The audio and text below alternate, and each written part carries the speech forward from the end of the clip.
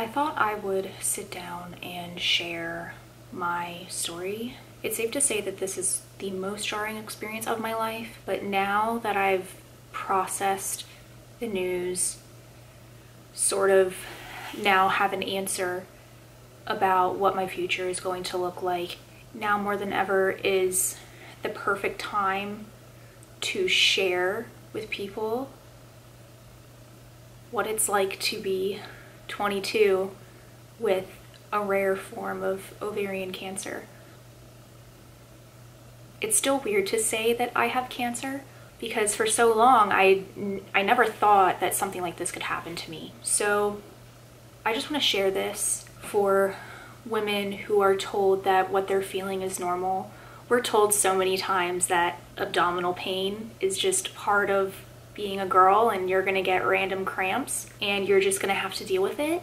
And that is not the case. If your body is telling you that you're in pain, if your body has made these changes, there's probably something to be concerned about. And it's always better to be safe than sorry. I've always pushed off those kinds of things. All of this to say, before I even get into how I found out that I had cancer, I just hope that you get out of this video that you or someone you love advocates for themselves. I hope that you guys see this and get the courage to go to your doctor with questions. They're there to help you, and if they are pushing you away, push back harder and don't settle for an answer that you're not happy with.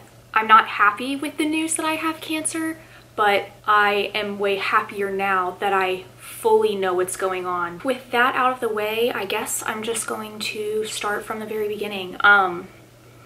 So I started having pelvic pain in early March. I always had bad periods, just extremely painful.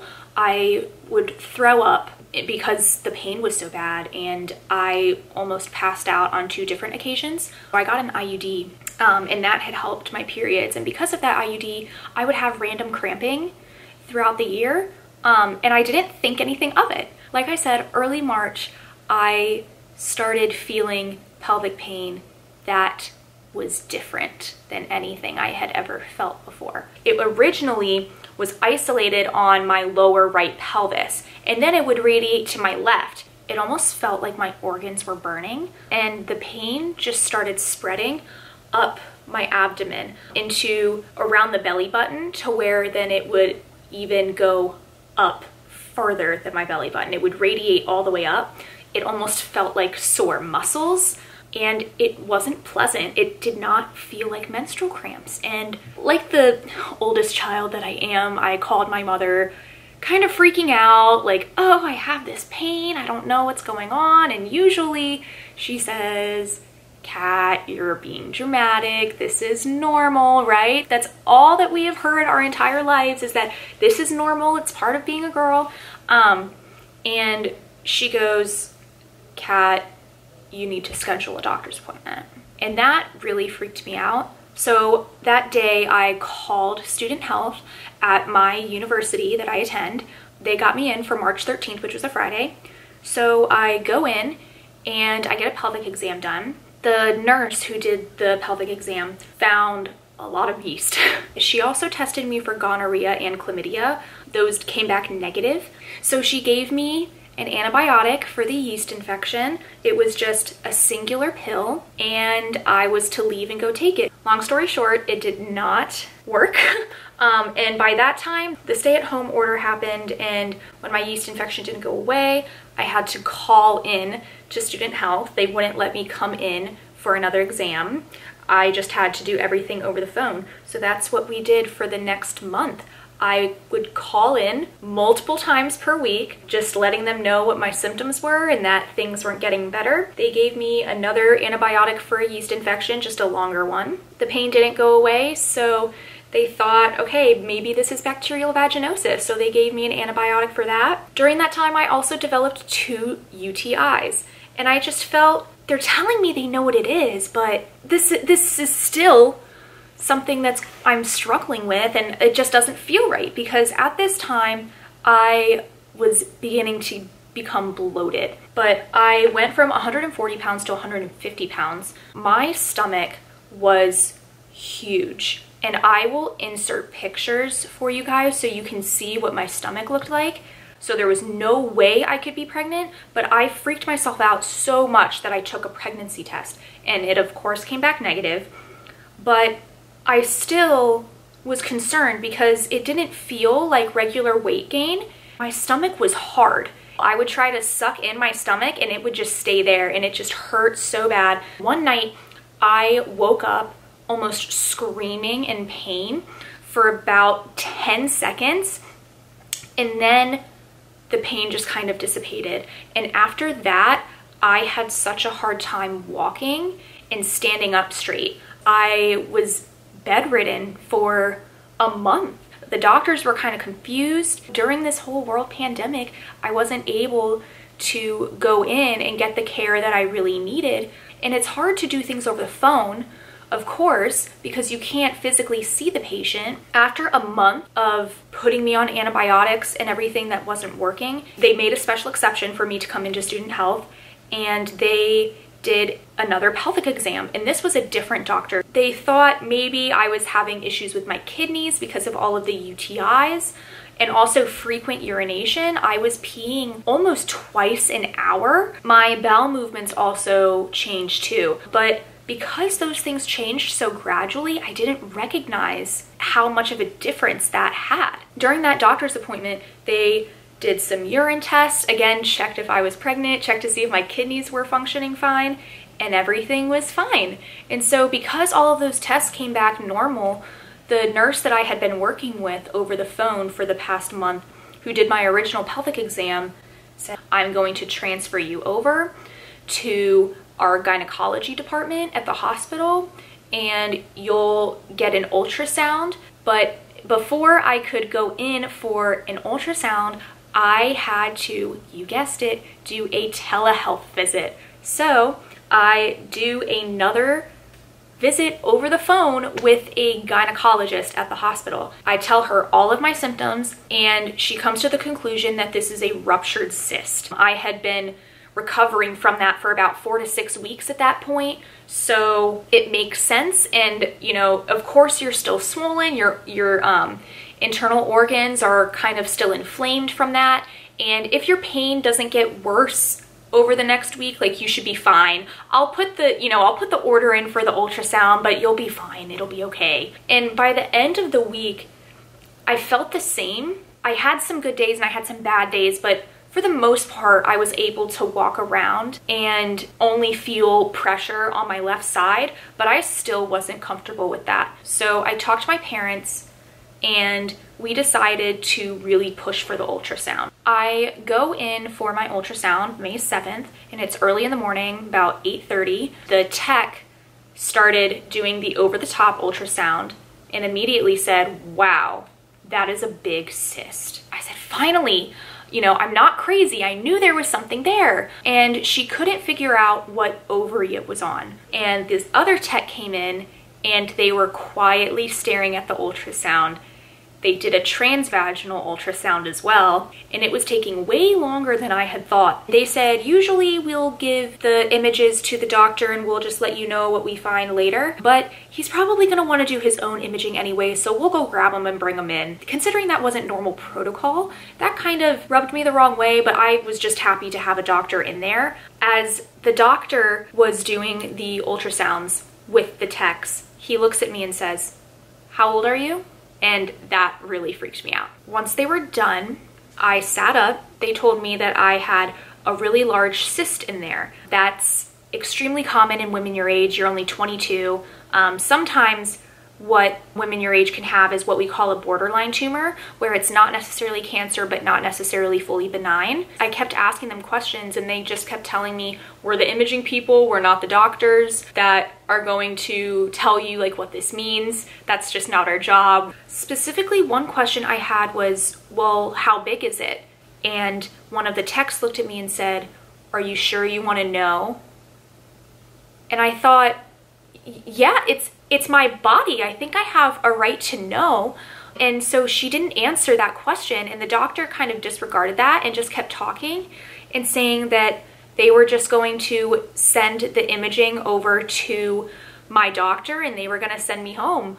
And they said that I should be able to hear from my doctor later on that week. And so they let me, you know, change back into my normal clothes, and I just was ready to go home. And one of the texts came back in and said, well, one of your doctor's associates is here. Would you like to speak to that doctor?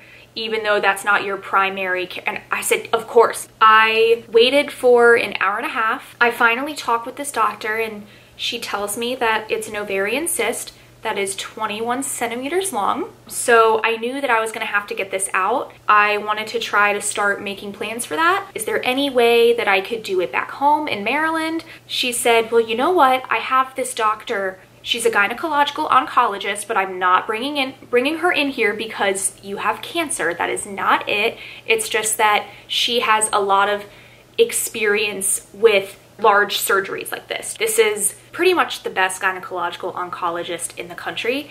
And I was told that she has an extensive network, a bunch of different connections, and that she would for sure be able to find a great surgeon to remove my ovarian cyst. So she comes in, does a pelvic exam and a rectal exam, and she says, okay, give me 1 second. I'm gonna go back and look at the images and then come back and we'll start talking. So I call my mom and I have her on the phone with me, and we're waiting for the doctor to come back. And she comes back in, she sits down. The first thing she says is, I am a straight shooter. I am over 50% sure that this is not benign.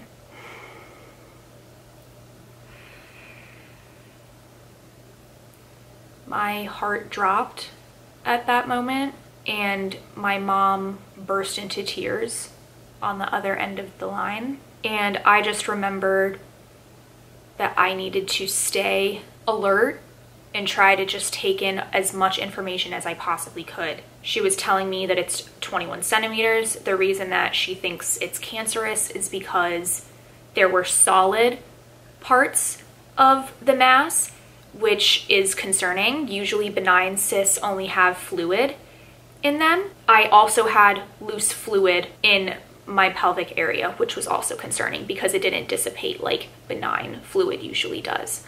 She said, we need to get this out. It's Thursday. I want to have you in for surgery Monday or Tuesday. There's no way we will be able to save your right ovary. There's a chance that if this has spread, we are going to have to do a full hysterectomy. The cyst also seemed to be pushing on my GI tract, so she said that she was going to have a GI oncologist in the surgery as well. She's casually just telling me that I need to go get blood work done, and she sends me off to the lab, and I'm in utter shock that I just have to walk through the hospital like I was fine. I had to wait for that surgeon for an hour for her to walk from a completely different side of campus all the way to this hospital building. They knew something was wrong from the beginning. I just luckily had that tech who rethought sending me home. I'm lucky to have that second doctor who thought to call my surgeon. Thankful to be at that university that has all of these resources. So I had to get blood work done on Thursday, and I get a call later from my doctor that the blood results came back and the alpha fetoprotein, which is the marker for germ cell tumors, was extremely elevated. The normal range is below 35 and mine was in the 60s, if I remember correctly. I think it was 63. A marker for your typical standard ovarian cancer that you see in women over 50 was elevated as well. And a marker for GI tract cancer was also elevated. So they thought that maybe it had spread. My mom sped from Maryland all the way to Chicago and was there for me, which was amazing. On Friday, I had to get all of these tests done, more blood work, more urine tests, I also had to get tested for COVID and that came back negative. I also got a CT scan that day. So yeah, I went into surgery Monday morning, May 11th at 7:30. I woke up from surgery and the first thing I asked was what time it was, because I knew if it was a longer surgery, it meant more bad news than good. So when I woke up before noon, that was a huge relief, and called my mom, and she said, the doctor thinks it's benign. And I thought, oh my gosh, she was wrong. I thought that she couldn't be wrong. She's the best surgeon in the country for this sort of thing. And I heard from the doctor herself. My mass was filled with bone and hair and fluid, which is really gross. It weighed 3 pounds.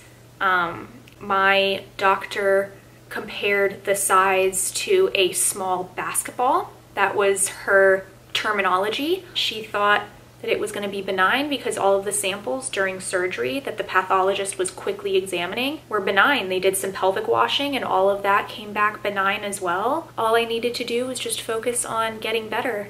I was in the hospital for about 48 hours, and one of the hardest things was that before surgery and after surgery, I was not allowed to see my mom. I could barely walk, but I was doing my best. My scar was still covered up at that point, but it was 8 inches long. They had to cut more than they had originally hoped because the cyst was so big. I end up going back to my apartment in Chicago and I'm recovering. I decide we're gonna drive back to Maryland and I can just stay for a couple weeks as I continue to heal. Just gotta wait for the final pathology report to come back, but we're all hopeful and it's gonna be great. She ended up calling me May 21st, about a week and a half after my surgery, telling me the news that I now have, which we know for a fact that what was removed from me was a grade 3 immature teratoma. This is the worst teratoma, I guess. They don't even really see immature teratomas in general, but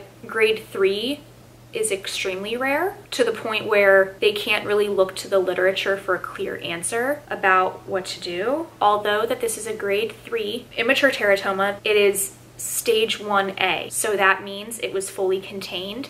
They got the whole thing out with no breakage. During the pelvic washing, nothing came back as malignant.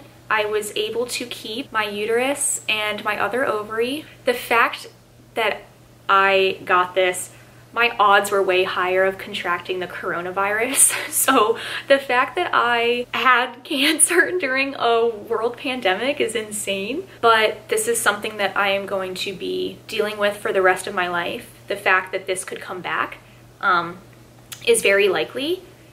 And they're not exactly sure on the percentage of cases that it does recur. The literature right now is saying upwards of 40%, and that is definitely scary, but that's out of a study with 7 women. Because this is so rare, the numbers really aren't there. What we do know is that if it does recur, these women go through chemotherapy, and even though it's an extremely invasive form of chemo, virtually 100% of them survive and go on to live their life. So from here on out, after the call that I had with my doctor, I'm just going to be getting monthly blood draws, and I'll be getting a CT scan every 4 months just to make sure that everything's good and that the alpha-fetoprotein levels are going down, and no chemo as of right now. Basically, the plan for right now is that we just wait and see what happens. That is probably the hardest thing about it, is that I'm going to have to live with this in the back of my head for the rest of my life. This has been such a quick process. It's kind of hard to put it into words. It's such a surreal thing. As of today, I am up and walking and I have minimal pain. It's just weird to think that out of all people to go through something like this, it's me. Because the odds tell you there's no way it's going to be you. It's been hard to really sit with. I'm just super lucky and thankful for the health professionals that took me seriously. I'm remaining hopeful. I don't think I'm done yet. If it comes back, we'll get it taken care of. I'm not going to succumb to this. For a few days, I was crying and thinking, why me? This is so unfair. But the more that I think about it, I'm in school getting my social work degree, and I'm going to be working with people who have been through so many things in life, and this is going to make me a better person. This is going to make me a better student. I'm still finishing the quarter on time. I made sure that that is going to happen. I'm going to graduate on time, and I'm going to do all of the things that I want to do in life. I am not going to let this stop me. I'm putting my faith in my doctors and God and my family who has my back. I don't see this ending poorly. We're only given things that we can handle. I'm more of a believer of that now than I ever was before. The fact that I have to go through something as rare as this, I just knew that I needed to use it to better myself and better my family and better the people I love and my future clients. And for other young individuals, you guys matter. Your health matters. If something doesn't feel right, say something and make sure that you get a health professional that believes you. But there's just so much more that I could say, but I think this is it for now. This was just a bump in the road. This is gonna be an amazing story to tell people, to all of my family and friends. I love you guys so much, and thanks for listening.